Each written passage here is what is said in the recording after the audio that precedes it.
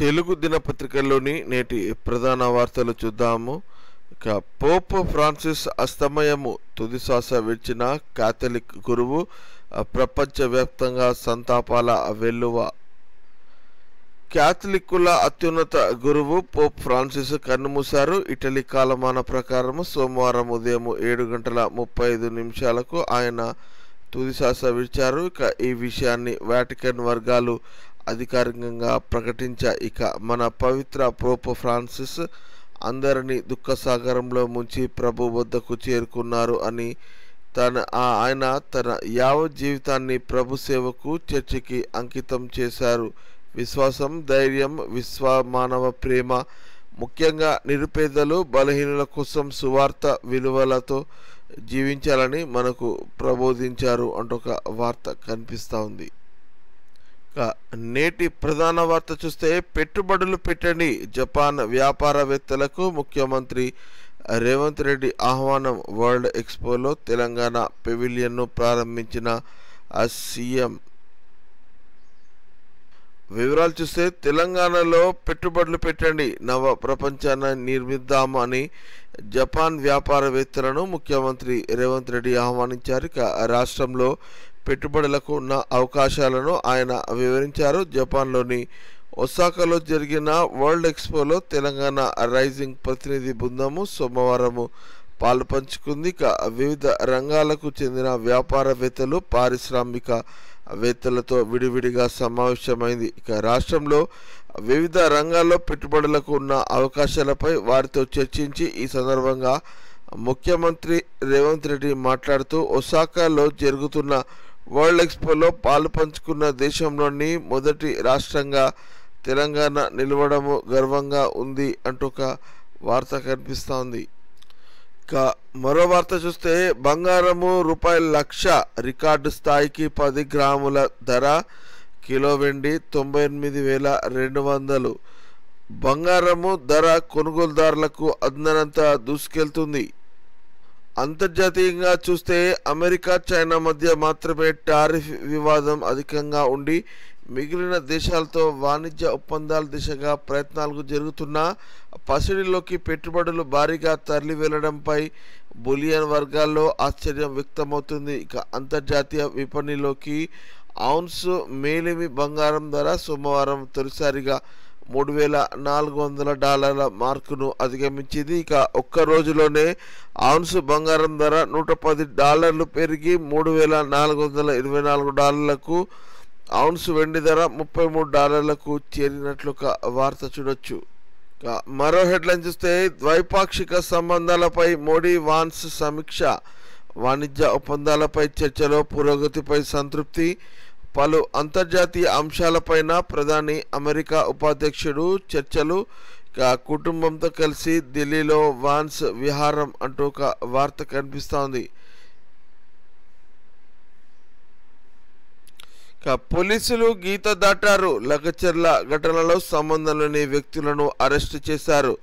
NHRC దర్యాప్తు బృందం నివేదికలో స్పష్టీకరణ, 3 అంశాలపై నివేదిక సమర్పించాలని సిఎస్ డీజీపీలకు ఆదేశము. వివరాలు చూస్తే, వికారాబాద్ జిల్లా లగచర్లలో భూసేకరణ కోసం రాష్ట్ర ప్రభుత్వం జారీ చేసిన ఉత్తర్వులు న్యాయబద్ధంగానే ఉన్న భూసేకరణ సమయంలో పోలీసులు వ్యవహరించిన తీరు మాత్రం చట్ట ప్రకారంగా లేదని వారు గీత దాటి వ్యవహరించారు. గ్రామస్తులను అరెస్టు చేసి నిర్బంధించిన లాకప్లో సిఐ ఆఫీసులో సీసీ కెమెరాలు పనిచేయలేదని తేలింది. ఇక స్టేషన్ జనరల్ డైరీ ఎంట్రీలు కూడా అప్డేట్ చేయలేదు. అది పోలీసుల నిర్లక్ష్య వైఖరిని సూచిస్తోంది. ఇక గ్రామస్తుల మానవ హక్కులను పోలీసు సిబ్బంది ఉల్లంఘించడము నిజమని దర్యాప్తులో తేలింది. ఇక ప్రజాసేవకులైన పోలీసు అధికారులు, జిల్లా అధికారులు బాధిత గ్రామ ప్రజల మధ్య సద్భావన వాతావరణాన్ని సృష్టించాల్సి ఉన్నా వారు భూసేకరణ ప్రక్రియను సున్నితంగా పూర్తి చేయలేకపోయారు అని జాతీయ మానవ హక్కుల సంఘం దర్యాప్తు బృందం స్పష్టం చేసినట్లు ఒక వార్త కనిపిస్తూ ఉంది. ఇద్దరు హైకోర్టు న్యాయమూర్తుల బదిలీ, జస్టిస్ శ్రీసుధా కర్ణాటకకు, జస్టిస్ సురేందర్ను మద్రాసుకు సుప్రీంకోర్టు కొలీజియం నిర్ణయం తీసుకున్నట్లు ఒక వార్త చూడొచ్చు. ఇక నేడు ఇంటర్ ఫలితాలు, ఈ ఇంటర్మీడియట్ ప్రథమ ద్వితీయ సంవత్సరాల ఫలితాలు మంగళవారం మధ్యాహ్నం 12 గంటలకు విడుదల కానున్నాయి. ఇంటర్ బోర్డు కార్యాలయంలో ఉప ముఖ్యమంత్రి బట్టి విక్రమార్క ఫలితాలను విడుదల చేయనున్నారు. దాదాపు 9.5 లక్షల మంది విద్యార్థులు ఇంటర్ పరీక్షలు రాశారు అంటూ ఇక ఇంటర్ వెబ్సైట్ tgbi.cgg.gov.in తో పాటు ఈనాడు ప్రతిభ.netలో ద్వారా ఫలితాలు తెలుసుకోవచ్చు అంటూ ఒక వార్త కనిపిస్తూ ఉంది. మరో హెడ్లైన్ చూస్తే పూడిక తీస్తాం శ్రీరామ్ సాగర్ నిజాం సాగర్లో నెల రోజుల్లో టెండరు నీటిపారుదల శాఖ మంత్రి ఉత్తమ్ కుమార్ రెడ్డి వెల్లడి. రైతు భరోసా ఆలస్యానికి మన్నించాలి, త్వరలో మిగతా వారి ఖాతాల్లో జమ అన్న మంత్రి తుమ్మల. నిజామాబాద్లో రైతు మహోత్సవ ప్రారంభము అంటూ ఒక వార్త కనిపిస్తూ ఉంది. రైతు మహోత్సవ స్టాల్ను ప్రారంభిస్తున్న మంత్రి ఉత్తమ్ కుమార్ రెడ్డి చిత్రంలో సుదర్శన్ రెడ్డి, తుమ్మల నాగేశ్వరరావు, జూపల్లి కృష్ణారావు, షబీర్ అలీ, మహేష్ కుమార్ గౌడ్ తదితరులు ఇక్కడ చూడొచ్చు. ఉపాధికి గండి 6.5 కోట్ల పని దినాలే మంజూరు చేసిన కేంద్రము. నిరుటి కంటే 1.5 కోట్ల తగ్గింపు, కేంద్రానికి లేఖ రాసే యోచనలో రాష్ట్ర ప్రభుత్వం అంటూ ఒక వార్త కనిపిస్తూ ఉంది.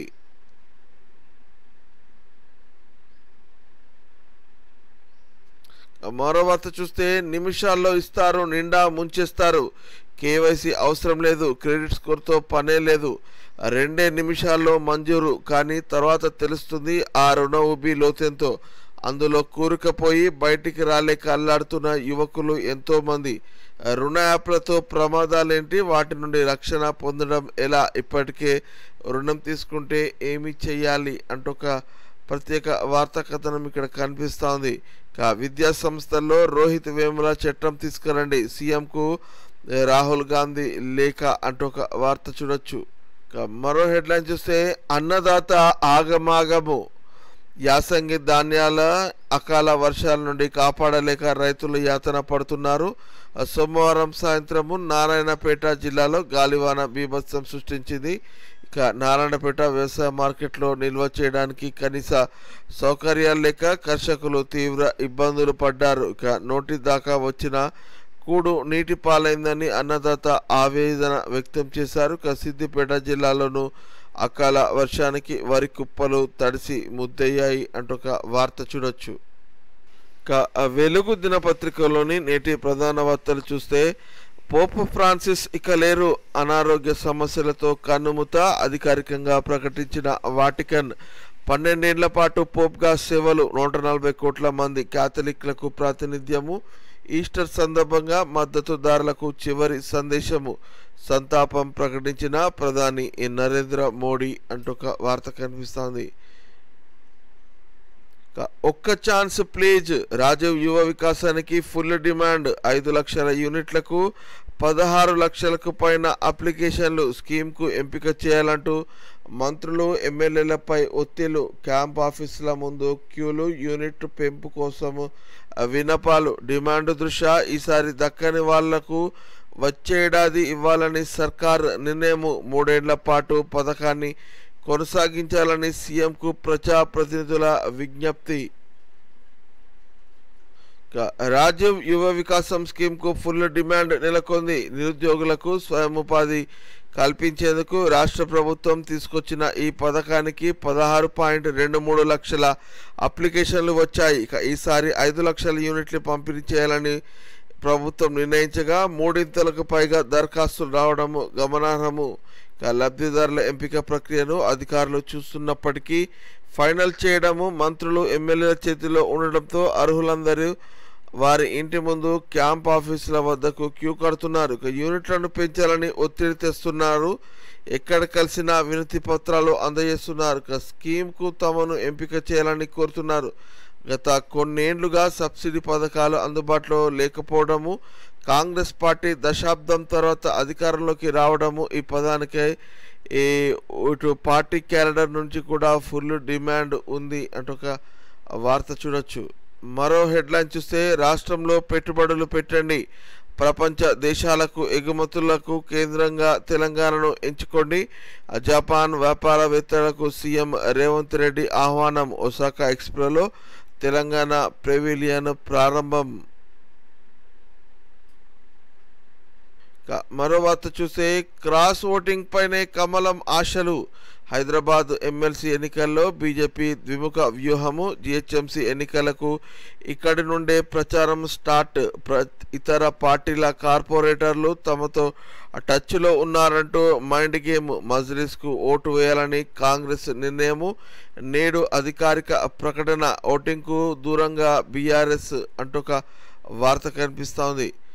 మరో హెడ్లైన్ చూస్తే వేముల రోహిత్ చట్టాన్ని చేయండి. యూనివర్సిటీలో కుల వివక్షను రూపుమాపండి. సీఎం రేవంత్కు కాంగ్రెస్ అగ్రనేత రాహుల్ గాంధీ లేఖ. నేటికి లక్షలాది మంది అంటరానితనాన్ని ఎదుర్కోవటము సిగ్గుచేటని వ్యాఖ్య. వేముల రోహిత్, పాయల్ తాడ్వి, సోలంకి మరణము తేలికగా తీసుకునే అంశము కాదన్న రాహుల్ అంటూ ఒక వార్త కనిపిస్తోంది.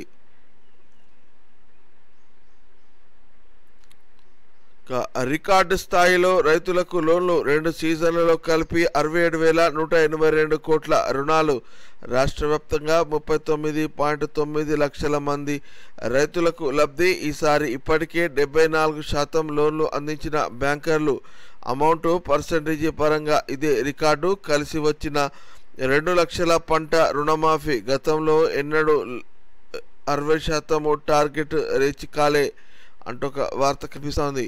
ఇక ఈ సమయంలో మేము రాష్ట్రపతికి ఆదేశాలు ఇవ్వాలా, ఇప్పటికే విమర్శలు ఎదుర్కొంటున్నామన్న సుప్రీంకోర్టు జడ్జి. కార్యనిర్వాహక వ్యవస్థలో జోక్యం చేసుకుంటున్నామని ఆరోపణలు చేస్తున్నారు. ఇప్పుడు బెంగాల్ రాష్ట్రపతి పాలన విధించాలని ఆదేశించాలా, రాష్ట్రపతికి మాండమాస్ రిపీట్ జారీ చేయాలంటూ ఆర్డర్స్ ఇవ్వాలని కోరుకుంటున్నారా? ముర్షిదాబాద్ అల్లర్ల పిటిషన్ విచారణ సందర్భంగా జస్టిస్ బిఆర్ గవాయ్ ప్రశ్న. ఈ కేసులో ఆదేశాలు జారీ చేసేందుకు నిరాకరణ అంటూ ఒక వార్త చూడొచ్చు. జార్ఖండ్లో ఎన్కౌంటరు. 8 మంది మావోయిస్టులు మృతి. మృతుల్లో కేంద్ర కమిటీ సభ్యుడు ప్రయోగ్ మాంజీ. ఇక మాంజీ తలపై ₹1 కోటి రివార్డు అంటూ ఒక వార్త కనిపిస్తోంది. మజ్లిస్ రజాకార్ల పార్టీ. ఎమ్మెల్సీ ఎన్నికల్లో ఎంఐఎంతో కాంగ్రెస్ బీఆర్ఎస్ చేతులు కలిపినాయన్న కిషన్ రెడ్డి. ఈ స్వార్థ రాజకీయాల కోసం ఆ పార్టీలు మజ్లిస్ మోచేతి నీళ్లు తాగుతున్నాయని మండిపాటు. ఆ 2 పార్టీలకు సూపర్ బాస్ అసదుద్దీన్ అని ఆయన ఆరోపించినట్లు ఒక వార్త కనిపిస్తోంది. మరో హెడ్లైన్ చూస్తే 2 పిల్లలతో వాగులోకి దూకిన తల్లి, చిన్నారులు మృతి. మహిళను కాపాడిన స్థానికులు. కుటుంబ కలహాలే కారణం. మెదక్ జిల్లాలో ఈ ఘటన అంటూ ఒక వార్త చూడొచ్చు. అలాగే భర్తను చంపి పాతిపెట్టింది. చెల్లెలు మర్దితో కలిసి కరెంటు షాక్ ఇచ్చి హత్య. హైదరాబాద్లో దారుణము. దంపతులిద్దరూ ఎయిడ్స్ బాధితులే. 15 ఏళ్లుగా వేరువేరుగా ఉంటున్న భార్యాభర్తలు. ఇద్దరికి వివాహేతర సంబంధాలు. తరచూ గొడవలు. భర్తపై కక్ష పెంచుకొని మర్డర్ చేసింది అంటూ ఒక వార్త కనిపిస్తూ ఉంది. నమస్తే తెలంగాణ దినపత్రికలోని నేటి ప్రధాన వార్తలు చూస్తే, తెలంగాణ రైతులకు వ్యవసాయం నేర్పింది ఆంధ్రోలే. ప్రకాశం, కృష్ణ, గుంటూరులే ఇక్కడకు వచ్చి సాగు నేర్పించిండ్రు. నిజాం సాగర్ వల్లే ఈ ప్రాంతంలో ఆంధ్ర రైతులు స్థిరపడ్డారు. రైతు మహోత్సవ సభలో పిసిసి చీఫ్ మహేష్ కుమార్ గౌడ్ వ్యాఖ్య. పిసిసి చీఫ్ వ్యాఖ్యలు తెలంగాణకు అవమానమన్న నిరంజన్ రెడ్డి. మహేష్ కుమార్ గౌడ్ క్షమాపణ చెప్పాలని వేముల డిమాండు. కాంగ్రెస్ నేతలవి బాస బతుకులు అని మాజీ ఎమ్మెల్యే జీవన్ రెడ్డి ఫైర్ అయినట్టుగా వార్త కనిపిస్తూ ఉన్నది. ఇక ఇదేనా రైతు మహోత్సవం? కొనుగోలు కేంద్రాల్లోనే కుప్పకూలిన మహిళ రైతు. ధాన్యం అమ్మేందుకు 4 రోజులుగా నిరీక్షణ. వడ్లు నేర్పుతూ వడదెబ్బతో మృతి. ఎమ్మెల్యే యశస్విని రెడ్డి స్వగ్రామంలోనే ఈ ఘటన జరిగినట్లుగా వార్త కనిపిస్తూ ఉన్నది. మరో హెడ్లైన్ చూస్తే, రైతు భరోసా ఆలస్యంపై రైతులు మన్నించాలి. కుటుంబానికి కష్టాలు ఉన్నట్లు ప్రభుత్వానికి బాధలు ఉన్నాయి. తక్కువ నీళ్లు పెడితే ఎక్కువ దిగుబడి, వరి కాకుండా ఆయిల్ పామ్ పంటపై రైతులు దృష్టి పెట్టాలని మంత్రి తుమ్మల వెల్లడించినట్లు ఒక వార్త కనిపిస్తోంది. ఇక ఈ ప్రభుత్వంలో దేనికి గ్యారంటీ లేదు. కాంగ్రెస్ సర్కార్పై సొంత ఎమ్మెల్యే నిస్సాయిత. ఒక వ్యక్తితో నారాయణఖేడ్ ఎమ్మెల్యే సంభాషణ ఆడియో వైరల్ చేశాడని బీఆర్ఎస్ నేత అరెస్టు అంటూ ఒక వార్త కనిపిస్తూ ఉంది. ఇక ఇందిరమ్మ ఇల్లు రాలేదని కాంగ్రెస్ నేత ఆత్మహత్యయత్నం అంటూ ఒక వార్త చూడొచ్చు. నేటి మరో హెడ్లైన్ చూస్తే కేటీఆర్ పై తప్పుడు కేసులు కొట్టివేసిన high court. Medigadda drone case, Utnoor పరువు నష్టము ఎఫ్ఐఆర్ల రద్దు. మేడిగడ్డ కేసును కొనసాగిస్తే న్యాయ ప్రక్రియ దుర్వినియోగమే. నిషేధిత ప్రాంతంగా ప్రకటించే అధికారము రాష్ట్రానికి లేదు. డ్రోన్ ఎగురవేస్తే జరిమానా విధించే అధికారం కూడా కేంద్రానిదే. కేసులు నమోదులో 3 రోజులు జాప్యం ఎందుకో వెల్లడించలేదు. ఉట్నూరు పరువు నష్టం కేసులో సరైన ఆధారాలు చూపలేదు. తీర్పును వెలువరిస్తూ న్యాయమూర్తులు ఈ వ్యాఖ్యలు చేసినట్లు ఒక వార్త కనిపిస్తోంది. ఇక చరిత్రలో నిలిచేలా రజతోత్సవం, గ్రామాన్న పండుగ వాతావరణము. ఇప్పటికే సిద్ధమవుతున్న పల్లెలు, పట్టణాలు దేశంలోనే అతిపెద్ద సభగా రికార్డు సృష్టించే అవకాశము అంటూ ఒక వార్త చూడొచ్చు. ఈ నెల 27న హనుమకొండ జిల్లా ఎల్కతుర్తిలో నిర్వహించే బీఆర్ఎస్ రజతోత్సవ మహాసభకు సుమారు 1.300 ఎకరాల సువిశాల ప్రదేశం ఏర్పాటు చకచకా కొనసాగుతున్నాయి. 400 మంది అతిథులు కూర్చునేలా బాహుబలి వేదిక ముస్తాబవుతున్నది అంటూ ఒక వార్త చూడొచ్చు. నీలమ్మ విరాళము 2000 రజతోత్సవ సభ నిర్వాహకులు అందజేత. పెద్ద మనసుకు మాజీ ఎమ్మెల్యే పెద్ది కృతజ్ఞతలు అని ఒక వార్త కనిపిస్తోంది. ఎకోరేన్స్ పై అనుమానాలెన్నో. 27,000 కోట్లతో సోలార్ ప్లాంట్ ఏర్పాటుకు ఎంఓయు. బాబు డైరెక్షన్లోనే ఈ సంస్థ తెలంగాణకు వచ్చినట్లు ప్రచారము. 10 ఏళ్ల క్రితం మొదలైన సంస్థ భారీ పెట్టుబడి పెట్టగలదా? ఎకోరైజ్ ప్రమోటర్ లక్ష్మీప్రసాద్ బాబు అనుచరుడి బంధువే. రాష్ట్రంలో సోలార్ ప్లాంట్ పెట్టినందుకు ఎకోరైజ్ ఎనర్జీ ఇండియా లిమిటెడ్ ఏకంగా 27 కోట్లతో రేవంత్ సర్కార్తో ఒప్పందం కూర్చుకున్నది. 10 ఏళ్ల క్రితమే మొదలైన ఈ సంస్థకు ఇంత భారీ పెట్టుబడులు పెట్టే సత్తా ఉన్నదా, లేక షెల్ కంపెనీలా అన్న అనుమానాలు వ్యక్తమవుతున్నాయి. ఏపీ సీఎం చంద్రబాబు డైరెక్షన్లోనే ఒప్పందము కుదిరినట్టు తెలుసుకుంది అంటూ వార్త కనిపిస్తుంది. అలాగే వివాదాస్పద మారుబెని. పలు దేశాల్లో లంచాల కేసులు ఆర్థికంగాను బలహీనమే. అయినా రాష్ట్ర ప్రభుత్వం ఒప్పందము. రాష్ట్ర బృందము జపాన్ పర్యటనలో చోటు చేసుకున్న పెట్టుబడి ఒప్పందాలని డొల్ల కంపెనీలతోనేనని అంటే అవుననే సమాధానం వినిపిస్తున్నది. తెలంగాణ ప్రభుత్వంలో 5,700 కోట్ల పెట్టుబడి ఒప్పందం చేసుకున్న ఊర్సా కంపెనీకి ఎక్కడ ఊరు పేరు లేదని వెల్లడైన మరునాడే మరో కంపెనీ భాగోతం బయటపడింది. 1000 కోట్ల పెట్టుబడి ఒప్పందం చేసుకున్న మారుబెని సైతము అత్యంత వివాదాస్పద కంపెనీ అని తేలింది అంటూ ఒక వార్త ఇక్కడ చూడొచ్చు. అర్ధరాత్రి అరాచకము నిజమే. లగచర్ల ఎస్సీ ఎస్టీలకు లాకప్లో చిత్రహింసలు. కావాలనే పోలీసులు సీసీ కెమెరాలు ఆఫ్ చేశారు. ఠాణాలోనే ఉంచి ఈ జీడీ ఎంట్రీలో పేర్కొనలేదు. ఓ మహిళ తొడపై కమిలిలా దాడి చేశారు. గిరిజన మహిళను ఇష్టం వచ్చినట్లు కొట్టారు. మైనర్లు, విద్యార్థులపై అక్రమ కేసులు పెట్టారు. బీఆర్ఎస్ అనుకూల రైతులని టార్గెట్ చేశారు. కాంగ్రెస్ అనుకూలులపై ఎలాంటి కేసులు లేవు. కానిస్టేబుల్ సహా ఉన్నతాధికారుల అత్యుత్సాహము. నిబంధనల ప్రకారము భూసేకరణ జరగలేదు. లగచర్ల అరాచకాలపై 6 వారాల్లో నివేదిక ఇవ్వండి. సిఎస్ డీజీలకు ఎన్హెచ్ఆర్సీ ఆదేశము. లగచర్ల ఘటనపై కమిషన్ నివేదిక విడుదల. లగచర్ల రైతులకు రేవంత్ క్షమాపణ చెప్పాలి అన్న కేటీఆర్. లగచర్ల రైతులపై 2 ఎఫ్ఐఆర్ల కొట్టివేత. మొదటి ఎఫ్ఐఆర్ పై దర్యాప్తునకు హైకోర్టు అనుమతి అంటూ ఒక వార్త చూడొచ్చు. తులము ₹1,00,000. దేశీయ మార్కెట్లో సరికొత్త స్థాయికి బంగారం ధరలు. దేశ విదేశీ ప్రతికూలతతో రేట్లు పెరుగుదల.